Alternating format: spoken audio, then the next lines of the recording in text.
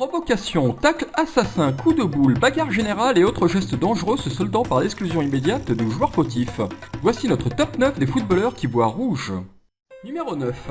La Croatie affronte le Cameroun lors de la Coupe du Monde au Brésil, lorsqu'à la 40e minute, Alex Song va de manière assez inexplicable poignarder Mario Mandzukic d'un violent coup de coude dans le dos, alors que celui-ci n'a même pas le ballon. Ce terrible geste entraînera son expulsion immédiate et déstabilisera complètement son équipe qui perdra la rencontre 4-0. Bien qu'il ait aussi perçu la prime de 60 millions CFA promise à chaque joueur, la toile s'est vite emparée de l'image pour ridiculiser le milieu de terrain barcelonais de l'époque. En numéro 8.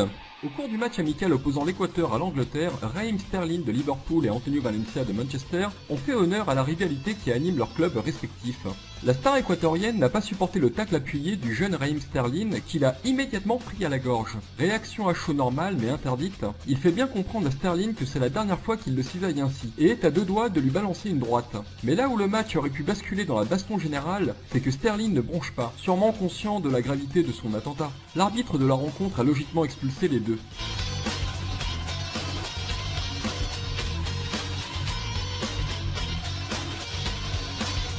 Numéro 7.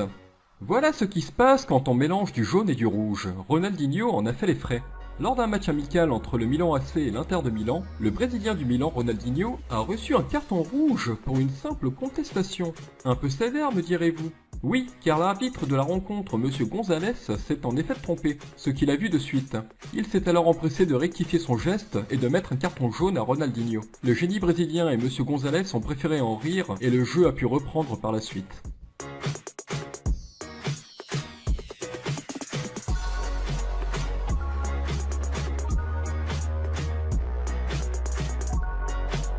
Ce carton rouge n'a rien d'extraordinaire en soi, mais il révèle les injustices du football.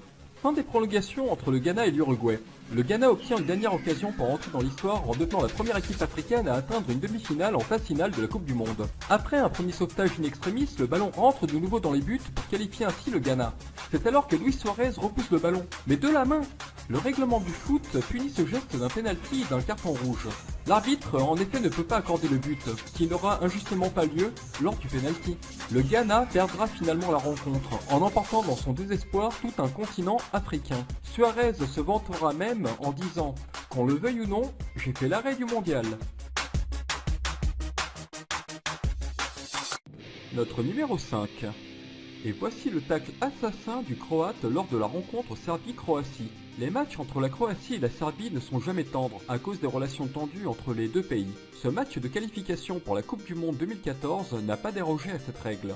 L'attaquant Miralem Sulejmani peut désormais témoigner qu'ils sont risqués. Lorsque lancé en contre, le défenseur croate Josip Simunic va venir balayer d'un tacle des plus violents le joueur qui partira en vol plané à la suite de cet attentat.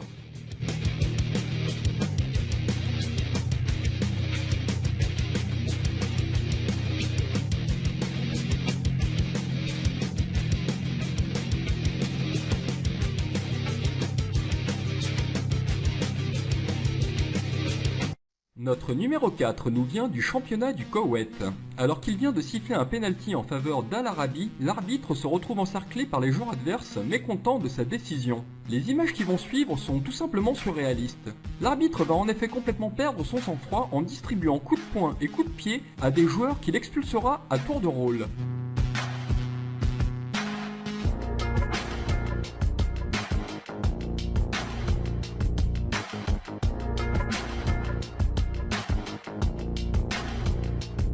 Le penalty inscrit, il subira un nouvel assaut, sur le coup d'envoi, lorsqu'un joueur lui balancera le ballon dessus. Résultat des courses, 4 cartons rouges en l'espace de 5 minutes. L'association des arbitres français pense sérieusement à recruter ce collègue pour régler les problèmes de discipline en Ligue 1. Et voici notre numéro 3, le coup de sang de Mexès. C'est le défenseur français de l'AC Milan, Philippe Mexès, qui après avoir été provoqué toute une partie du match et suite à une faute en fin de partie, qui va venir étrangler son adversaire, le capitaine de la Lazio, avant de lui asséner un coup de poing dans les côtes.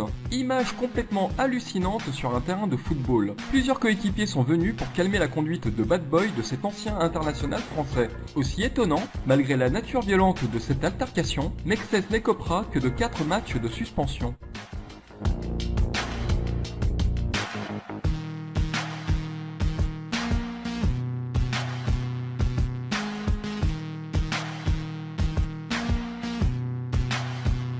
Notre numéro 2 nous ramène en 2009, et même si la qualité des images n'est pas au rendez-vous, nous ne pouvions pas faire l'impasse sur ce carton rouge d'anthologie de Pepe, qui, furieux d'avoir provoqué un pénalty sur Casquero, va se défouler tout d'abord de 2 coups de pied dans le dos, puis il reviendra sur l'homme à terre pour lui tirer les cheveux avant de l'achever en l'écrasant plusieurs fois. Il dégagera avec la même violence 2 partenaires venus défendre leur coéquipier. Tout se massacre devant les yeux de l'arbitre. Par la suite, Pepe demandera des excuses au monde du football, à Casquero, à sa famille, à ses coéquipiers et à tous les supporters.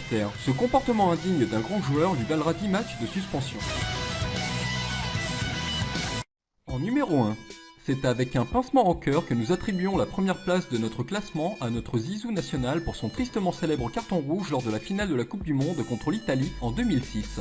110 minutes de jeu et un partout lorsque l'arbitre arrête le match. Faute d'image au moment du direct, on ne comprend pas très bien ce qui se passe. C'est après une rapide consultation auprès de son arbitre de touche que l'arbitre de la rencontre se dirige vers Zidane pour lui sortir un carton rouge, provoquant la stupeur de millions de Français devant leur poste ce soir-là. Mais au vu du replay, malheureusement, on voit clairement que le meneur du jeu français assène un violent coup de tête sur la poitrine du défenseur de l'Inter de Milan. Pas aujourd'hui, pas maintenant, pas après tout ce que tu as fait. Ce seront les mots désespérés du commentateur français ce soir-là en direct. Le carton rouge est incontestable, même si Materazzi a apparemment proféré de graves insultes à l'encontre de Zidane, il n'aurait pas dû répondre. Ce sera une sortie fatidique pour la France qui dominait pourtant cette rencontre, qu'elle perdra d'une cruelle manière et la privera d'une 2e étoile à son maillot.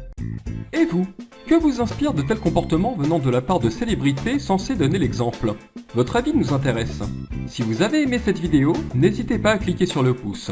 Nous vous souhaitons une bonne semaine et vous donnons rendez-vous dans 7 jours pour une nouvelle vidéo.